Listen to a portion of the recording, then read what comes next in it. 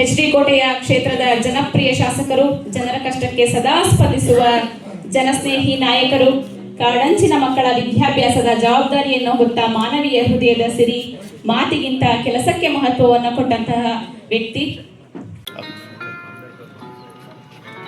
ಕನ್ನಡದ ಕಣ್ವ ಎಂದೇ ಹೆಸರಾಗಿರ್ತಕ್ಕಂತಹ BN ಶ್ರೀರವರು ಕೆಂಪೇಗೌಡರವರನ್ನ ಕುರಿತು ಒಂದು ಕವನವನ್ನು. ಅದರಿಂದ ಇಲ್ಲಿ ಕೆಂಪೇಗೌಡರು ಭವನ ಮಾಡಬೇಕು ಅನ್ನೋದು ಕೂಡ ತಂದೆಯವರ ಆಸೆ ಕನಸು ಕೂಡ ಇದ್ದಂತಂತು. ಆವತ್ತಿನ ಕಾಲದಲ್ಲಿ ಕುಮಾರಣ್ಣ ಅವರು ಬಂದಿದ್ರು, DK ಶಿವಕುಮಾರ್ ಸಾಹೇಬ್ರು ಕೂಡ ಅವತ್ತು ತಂದೆ ಶಾಸಕರಿದ್ರು. ಅವತ್ತು DK ಶಿವಕುಮಾರ್ ಸಾಹೇಬರು ಕೂಡ ಬಂದಿದ್ರು, ಕುಮಾರಣ್ಣ ಅವರು ಕೂಡ ಬಂದು ಇದೇ ಅಂಬೇಡ್ಕರ್ ಮುಂದ್ಗಡೆ ಜಯಂತಿ ಕಾರ್ಯಕ್ರಮವನ್ನು ತಾವು ಭಾಳ ಅರ್ಥಪೂರ್ಣವಾಗಿ ಮಾಡಿದ್ರಿ. ನಾನು ಶಾಸಕನ ನಂತರ ಜೂನಿಯರ್ ಕಾಲೇಜ್ ಗ್ರೌಂಡ್ನಲ್ಲೂ ಕೂಡ DK ಶಿವಕುಮಾರ್ ಸಾಹೇಬರು, ಕುಮಾರಣ್ಣ ಅವರು ಬಂದಂಥ ಸಂದರ್ಭದಲ್ಲಿ ಅಲ್ಲೂ ಕೂಡ ಜಯಂತಿಯನ್ನು ನಾವು ಭಾಳ ಅದ್ದೂರಿಯಾಗಿ ಮಾಡ್ದೋ. ಇಲ್ಲಿ ಬಹುಮುಖ್ಯ ಬೇಡಿಕೆ ಇರ್ತಕ್ಕಂಥದ್ದು, ಕೆಲವರು ಹೇಳ್ಬೋದು ಶಾಸಕರು ಉದ್ದೇಶಪೂರ್ವಕವಾಗಿ ನಮಗೆ ಜಾಗವನ್ನು ಗುರುತಿಸ್ತಿಲ್ಲ, ಕೊಡ್ತಿಲ್ಲ ಅಂತ ಮಾತಾಡ್ಬೋದು. ಖಂಡಿತವಾಗ್ಲೂ ನಾವು ಅಂಥ ಕೆಲಸವನ್ನು ನಾವು ಮಾಡೋಕ್ಕೆ ಹೋಗಿಲ್ಲ. ಯಾವುದೇ ಕಾರಣಕ್ಕೂ ಕೂಡ ತಾಲೂಕಲ್ಲಿ ರಾಜಕಾರಣ ಮಾಡ್ತಿಲ್ಲ, ಸೇವೆ ಮಾಡ್ತಿದ್ದೀವಿ ಹೊರತು ನಮಗೆ ಯಾವುದೇ ರೀತಿ, ಯಾಕಂದರೆ ಸಮುದಾಯ ಇಡೀ ದೇಶ ಕಟ್ಟಿರೋರು, ನಾಡು ಕಟ್ಟಿರೋರು, ದೇಶದ ಪ್ರಧಾನಮಂತ್ರಿ ಆಗಿರೋಂಥವ್ರು ದೇವೇಗೌಡರು ಸಾಹೇಬರು. ಅಂಥವರ ಒಂದು ನಾವು ಕೂಡ ಹಿಂದೆ ಒಂದು ಅದೇ ಪಕ್ಷದಲ್ಲಿ ಬಂದಂಥವ್ರು, ಅದನ್ನು ಕೂಡ ನಾವು ಹೇಳಬೇಕಾಗ್ತದೆ. ಇವತ್ತು ವಿಧಾನಸೌಧ ಇರ್ಬೋದು, ವಿಕಾಸಸೌಧ ಇರ್ಬೋದು, ಸುವರ್ಣಸೌಧ ಇರ್ಬೋದು, ಇವೆಲ್ಲವನ್ನು ಕೂಡ ಈ ಸಮುದಾಯದ ಮುಖ್ಯಮಂತ್ರಿಗಳು ಆದವರೇ ಬಂದಿರತಕ್ಕಂಥದ್ದು. ಇಂಥ ನಾಡನ್ನು ಕಟ್ಟಿದವರು HD ಕೋಟೆ ತಾಲೂಕಿನಲ್ಲೂ ಕೂಡ ಕೆಂಪೇಗೌಡರು ಭವನ ಕಟ್ಟೋದು ಭಾಳಷ್ಟು 15 ವರ್ಷದಿಂದ ಹೋರಾಟ ಮಾಡ್ತಿದ್ದೀವಿ ಅಂತ ಹೇಳಿದ್ರಿ.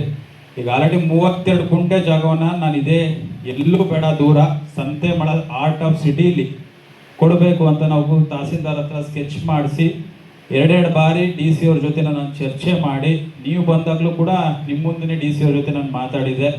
ಅದನ್ನು 99 ವರ್ಷ ಲೀಸ್ನ ಕೊಡಬೇಕು ಅಂತಲೂ ಕೂಡ ದೇವರಾಜ ಸಿಂಧುಳ್ಳ ವರ್ಗಕ್ಕೆ ನಾವು ಅದನ್ನು ಸೇರಿಸ್ತೀವಿ ಅಂತ ಹೇಳಿದರು. ಆಯಿತು, ಅದನ್ನಾರು ಮಾಡಿದರೆ ನಾವು ಭವನ ಸ್ಟಾರ್ಟ್ ಮಾಡೋಣ ಅಂತ ಪ್ರಯತ್ನ ಪಟ್ಟು, ಆದರೆ ಸ್ವಲ್ಪ ಕಾರಣಾಂತರಗಳಿಂದ ಆ 32 ಗುಂಟೆ ಜಾಗ ಏನೈತೆ ಸ್ವಲ್ಪ ಡಾಕ್ಯುಮೆಂಟೇಷನ್ಸ್ ಪ್ರಾಬ್ಲಮ್ ಇರೋ ಕಾರಣದಿಂದ ಈಗ ಆಲ್ರೆಡಿ 10 ಗುಂಟೆ ವಡ್ರಗುಡಿ ಜಾಗದಲ್ಲಿ ಗುರುತಿಸ್ತೀವಿ ಅಂತ ಹೇಳಿದ್ರೆ, ನಾನು ಖಂಡಿತವಾಗ್ಲೂ ಆ ವಡ್ರಗುಡಿ ಜಾಗದಲ್ಲಿ 10 ಗುಂಟೆ ಬೇಡ ಅಂತಲೂ ಕೂಡ ನಾನು ಹೇಳ್ತೀನಿ. ಯಾಕಂದರೆ ಇಲ್ಲಿಂದ ಭಾಳ ದೂರ ಆಗ್ತದೆ.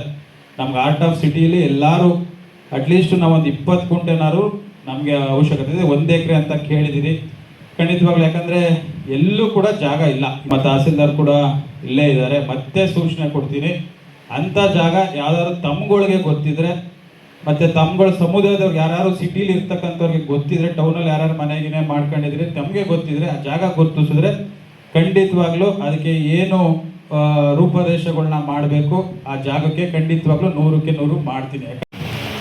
ಕೆಂಪೇಗೌಡ ಮಹಾಪ್ರಭುಗಳು ಒಂದು ಜನಾಂಗಕ್ಕೆ ಸೀಮಿತವಾಗಿರಲಿಲ್ಲ, ಎಲ್ಲ ಜನಾಂಗವು ಚೆನ್ನಾಗಿರಲಿ ಅಂಥೇಳಿ ಅವರಿಗೆ ನಮ್ಮ ಪ್ರಕಾಶ್ ಅವರು ಹೇಳ್ದಂಗೆ ಒಂದೊಂದು ಪೇಟೆಯನ್ನು ಕಟ್ಟಿ ಒಂದು ಬದುಕನ್ನು ರೂಪಿಸಿಕೊಟ್ಟಂಥ ವ್ಯಕ್ತಿ ನಮ್ಮ ಮಹಾಪ್ರಭು ಕೆಂಪೇಗೌಡರವರು.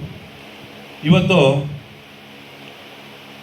ಅವರ ಹೆಸರಿನಲ್ಲಿ ನಾವು ಒಂದು HD ಕೋಟೆ ತಾಲೂಕಿನಲ್ಲಿ ಒಂದು ಭವನವನ್ನು ಕಟ್ಟಬೇಕು ಅಂಥೇಳಿ ಹೆಚ್ಚು ಕಡಿಮೆ ಒಂದು 15-20 ವರ್ಷಗಳಿಂದ ಭಾರಿ ಸಾಹಸವನ್ನು ನಮ್ಮ ಹಿಂದೆ ಇದ್ದಂಥ ಅಧ್ಯಕ್ಷಗಳು, ಹಿಂದೆ ಇದ್ದಂಥ ಡೈರೆಕ್ಟರ್ಗಳು ಎಲ್ಲ ಭಾರಿ ಇದನ್ನು ಮಾಡಿದ್ದಾರೆ.